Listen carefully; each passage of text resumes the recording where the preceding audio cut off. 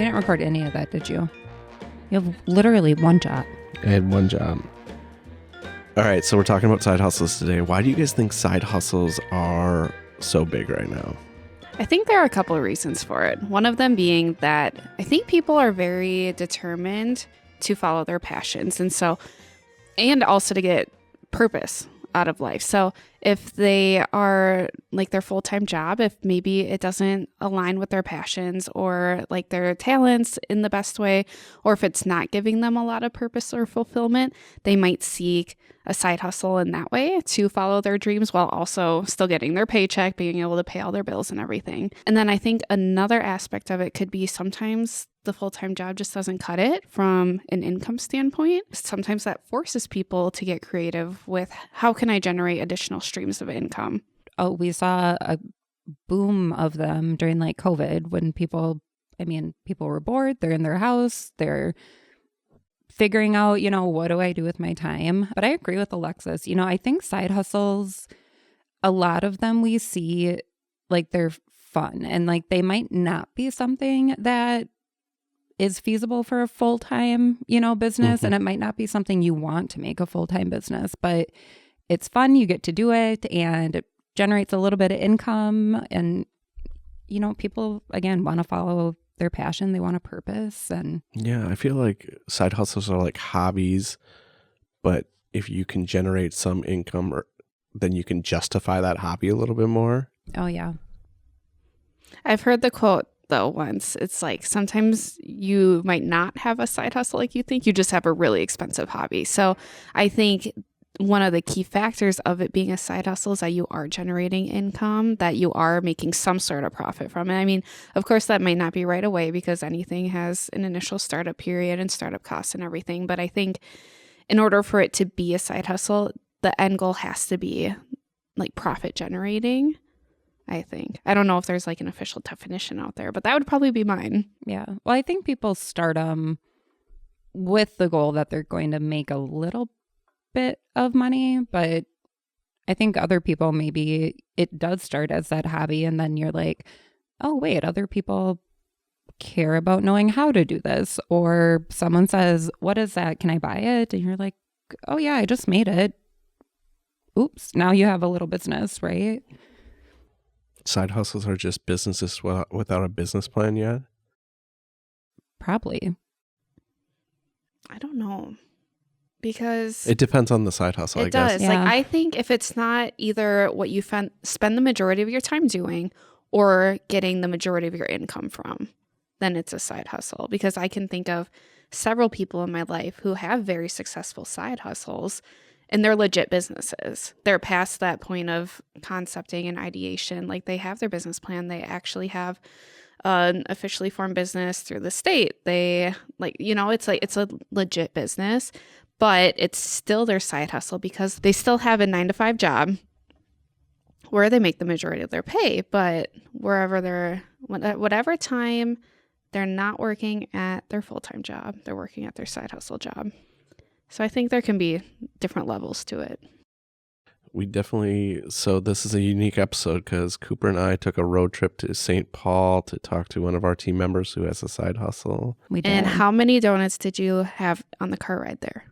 Okay, he did bring snacks. Okay. Not one of them was a donut. What? I know. Missed opportunity. Yep. Thank you. I did pack the snacks myself, as you'll hear in the He episode. did pack the snacks. Cooper was not impressed. No, you were really I was impressed. really impressed, actually. They were great snacks. There's some variety. It was. Yeah. Yep. There were I had beef sticks and cheese, and there were some little cheese and crackers, and it was a good variety and somewhat healthy.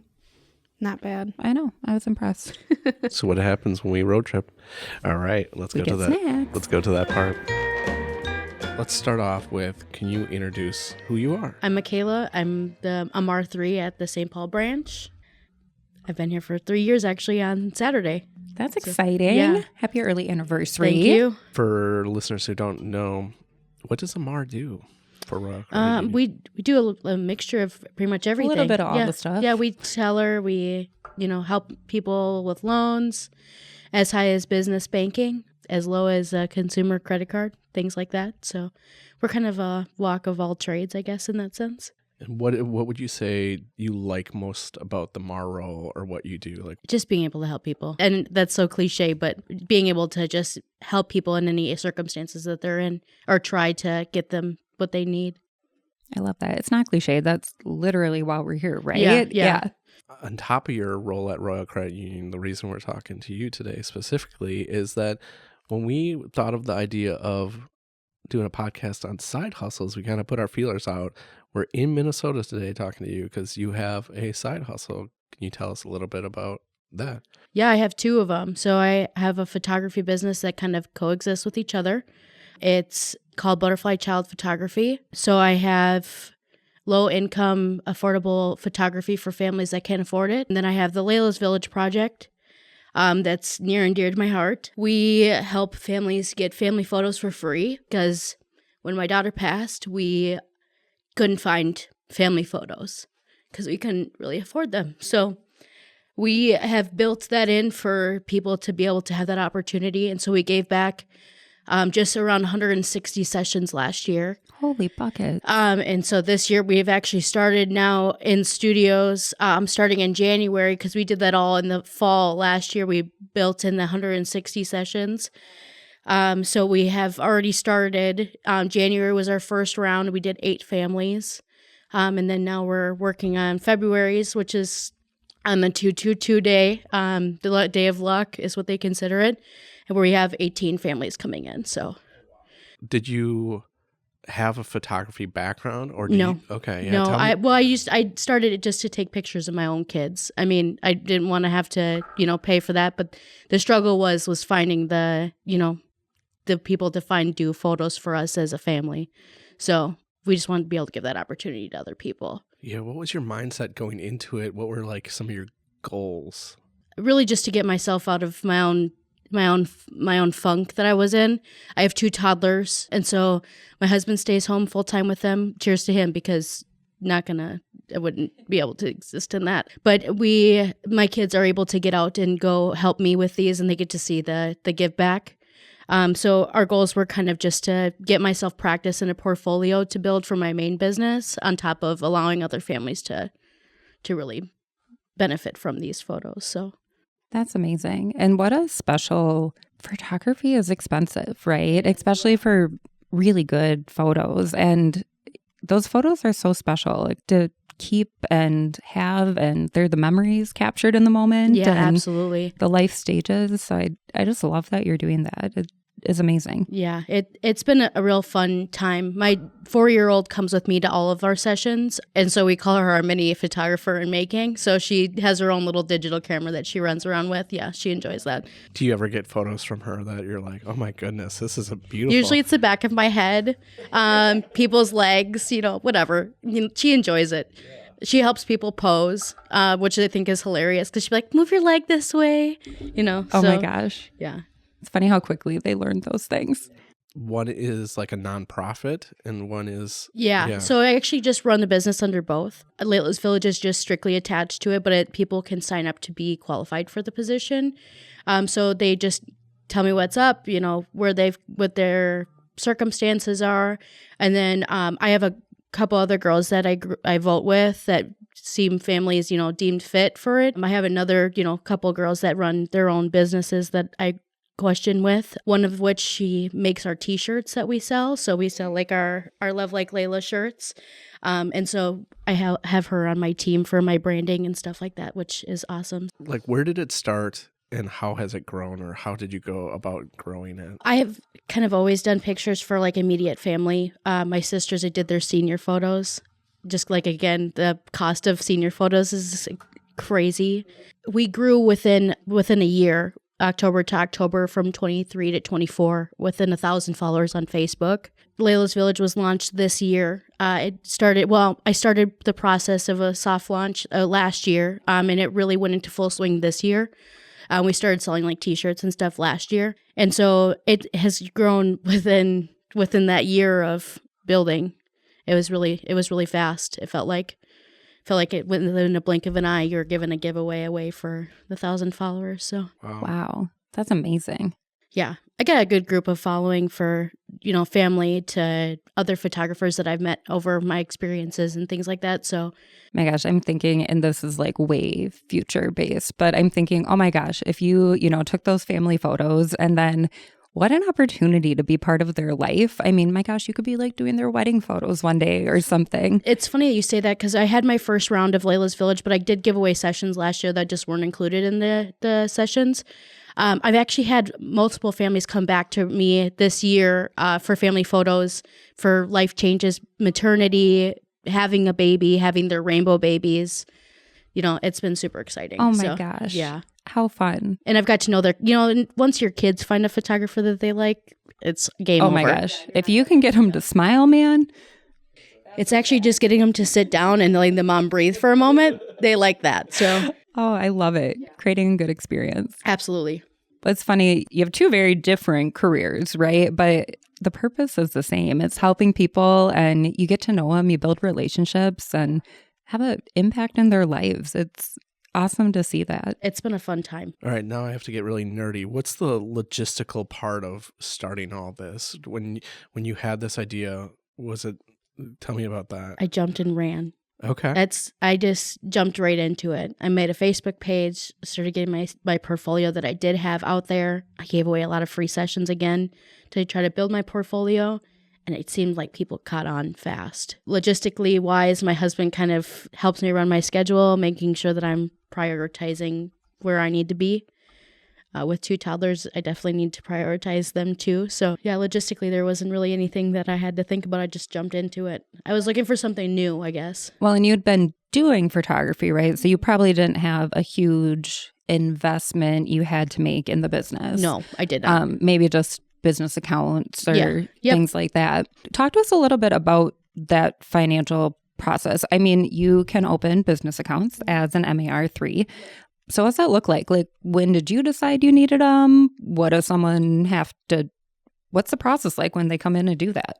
I think I decided when I needed a separate business account was when I realized that I needed to start keeping track of stuff for my taxes. Over a certain amount, I think, is with the federal regulations. I opened it right away pretty much because I work here. But I think there's a regulation that we have to, make sure that we're notifying, the IRS and stuff like that we're making money. So self-employment income limit or baseline. Yeah. But I knew what I needed to do just because I worked here. But for somebody who doesn't, I would recommend doing it as soon as you can. Yeah. Much easier to keep those expenses separate if there are any. And well, it's also easier to record studio time that you buy, things you purchase for the business, props, things like that. It's also really easy to keep track of that kind of stuff too. Gas. Yeah, that was another one too. Yeah. Why is it so important to keep those things separate? Well, most of it's tax write-offs at the end of the year, but also just so that you're not including it in your income. Trying to, save the dollar where you can. Royal as a whole, we brought some diapers and stuff to a mother's help center just actually down the street. And we chatted a while about doing events with them for photos. So I'll probably work with them in the spring or summer of this year or next year. My gosh, you've done such a good job collaborating. I mean, it's so much bigger than you now in such a short amount of time. Yeah, any of our give back that we did this last year, I also donated photos for the families that we donated to. So we adopted a family here at Royal. I gave them a free family photo session for Christmas, just included in there. So, oh my gosh, that probably meant the world to them. Oh, it was super exciting. Yeah, she actually came here to pick up the gifts for the kids, and she brought me a painting that she had painted herself, and it was actually a painting of Layla. So it was super cool. Yeah, I don't have a picture of it. I don't think so, but I'll have to show you guys after. I was just going to talk about those connections of talking to people and interacting with other freelancers. Yeah, it's been a different fight, I think, because, they say that art is connected to trauma. So people, jump into painting and things like that after they've induced a high amount of trauma just in general. A lot of it also is just finding something to do with the grief that you have. I was talking to another guy because he offered me to come on his podcast to talk about grief. And I don't know if I could do it yet, but I'm sure at some point I will. But he explained as trauma connected to the art. And so finding an outlet was, I think, the main thing was just trying to build something to do with myself, something to better myself, something to do in honor of her. It's all I wanted to do. So I had an 8-day-old baby when Layla passed. Yeah, so it was kind of a whirlwind. I was gone from here for like, I think 4 months almost. Oh my gosh. Yeah, so it was crazy time. Well, So and sorry. so I cannot even imagine that emotional load, like having a new baby. And I mean, The low to the high is, yeah. Oh my gosh. Yeah, it was like a tornado. Oh, I was going to ask this before. What are some of those hurdles that you hit? You said that you kind of jumped in running. Was there things you had to jump over? Yeah, learning to balance everything was one of our problems, making sure that we were balancing the time with the kids, with the business, with Royal, and then on top of that, finding time for myself, that I'm not looking like a minion with the purple hair.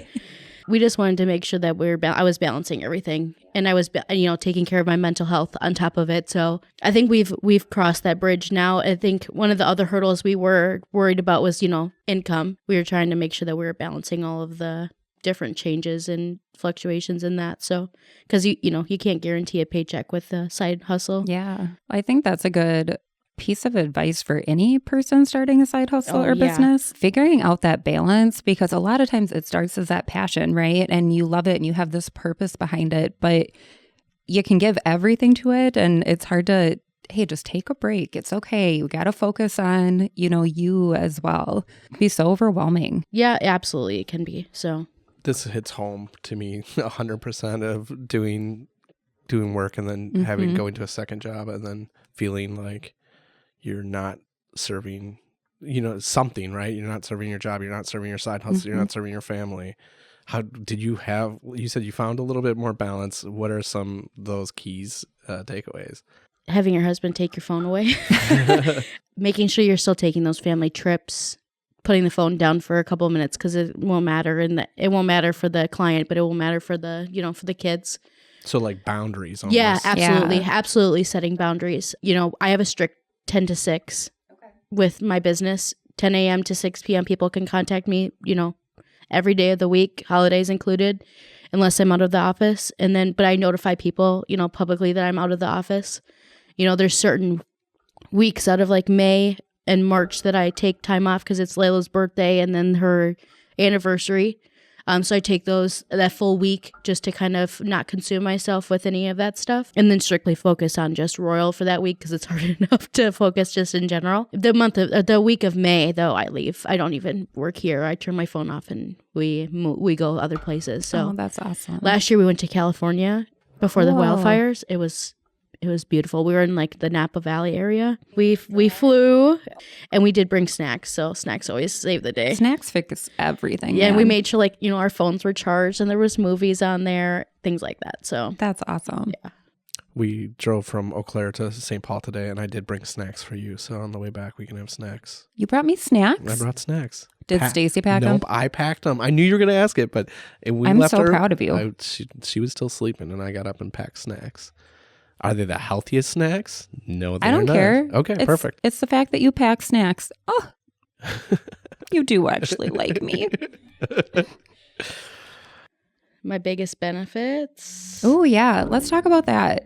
Meeting the people. Yeah. Meeting these people and their kids that have been through traumatic things. It kind of feels like you're in a room with people that understand what you're going through.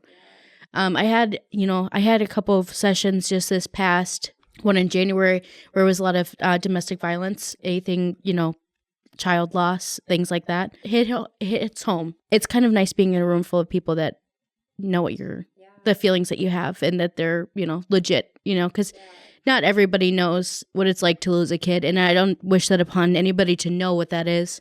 Life is just game changing after. So, and a whole 180, you're living a different life. So. You're building a community too. 100%. Yeah.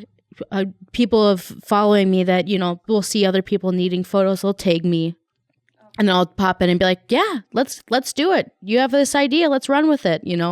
People feel welcome. And I like that. I like the people to know that they're welcome with whatever they bring to the table. When you're working through your grief, thinking about how you're going to express it, was there other ideas that you had, or was photography like, you knew right away that this was the route? I kind of built, with the I have I build a lot of logos for people. I do logo work, which also kind of coexists now with the branding that I offer with my photography sessions. I felt like the art that I was doing there was hurting my hands more than it was doing anything good for anybody, and I wanted to be able to give back and do something good for myself and for other people. And so yes, photography was an easy decision for me once I had decided that maybe I should just do it. Many years where I've thought, I don't have the time. I don't have the time to do it. And then I realized how much time I do have and how much I can make an impact on people. So Yeah. I jumped straight in. Oh, that's a good lesson. I'm sure everybody does say that. We're all busy. We all have things. Mhm. But then evaluating like where you were spending your time or where you could cut time to. Before I worked here, I consumed my life with working in the food industry. I feel like I missed a lot of life events, with our families and, our growing families. I have, 3 nieces. I have a ton of nieces and nephews now. At the time I didn't. I only had a couple, but I feel like I missed that part of the childhood. And now that I work for Royal and work a 9 to 5, the occasional Saturday, it's perfect. I can still fit in my work for my other job, my side hustle. And then on top of that, I can, at 6 o'clock, I can go home because I'm done for the day. And we have we have parties on the weekends. And my sisters are my neighbors. So, Oh my gosh. Is that a good thing or a I bad know. I was thing? like, that either sounds like your dream or like worst nightmare. it depends on the week. Yeah. Yeah. Oh, we'll make sure the sisters don't hear this. No, they don't. They'll know. They know. They They're feel comfortable the with it. same way, Steve. We listen and we don't judge. Yeah. Yeah. We listen and we don't judge. I heard, so when we were talking about time and you know how everyone always feels like they don't have enough time. I saw a quote and I'm not going to get it right, but it was like, you always say, oh, I don't have time or I'm going to do that later or, oh, in a year, right? Well, the year's still going to pass, so what's going to be different? Like, Who's going to pass away? exactly. Who's going to move across the country? Exactly. Ain't no time like the present. Yeah. So it's like, are you really going to be less busy in a year? Probably not. Yeah. Like, jump into it and you adjust and figure it out just like you did. Maneuver. You jumped into it and found the balance as you went and 100%. it's worked. When you hit those hurdles and you just like either jump over them or you fall. And or you bulldoze right through them. Yeah. Yeah. I ain't jumping for anything. I'll run right through it though. Do you have goals? Yeah. Just to keep doing what I'm doing. Make sure that I don't lose my momentum in what I want out of this. Awesome. Is there so right now you're working with a lot of different people for studio space. Is that a dream in the future? I want to eventually, within the next probably 5 years, I want to establish ground here in the Twin Cities that I have a studio space that I can also keep my pantry at. Outstanding. We're also looking at, getting clothing items donated. Right now, anything after the session that we have, we just bring it to, shelters and things like that or other food pantries. And so I don't have to have accumulation of stuff in my house. We, as in my family, we've always been strong to include ourselves in helping somebody. So when I worked for Royal, I knew that I was part of the right team. So I'm happy to contribute that into my other business too. So Butterfly children photography? Yeah, well, it's Butterfly Child. Butterfly child photography. Talk to us about the name inspiration. Anything? We think of Layla as a butterfly. We included that in the business name because initially I was honoring her just by opening the business. And then when we decided to do the nonprofit, now they're both 4. So yeah, it was pretty easy. I sent a text in the group chat to my sisters and they say, what do you guys think of this? And all of us were like, yep, that's it. You just knew. Yeah. So I do my own design work. I designed our shirts. I love it. These are our Love Like Layla shirts. These are our first ones that we launched out. Okay. We have ones that we're releasing now on her birthday on March 22nd. Awesome. For this year. And then we have a ton of stuff coming. That's so cool. Yeah. Congratulations. Thank you. Just what a powerful thing you're doing. It's exciting. Mikaela, thanks for joining us today. Yeah, Thank this you. is great. Yes, I appreciate it. Steve. Cooper. Alexis. Steve. We're back in Wisconsin. Yay. But that was a lot of fun. It was pretty heartfelt.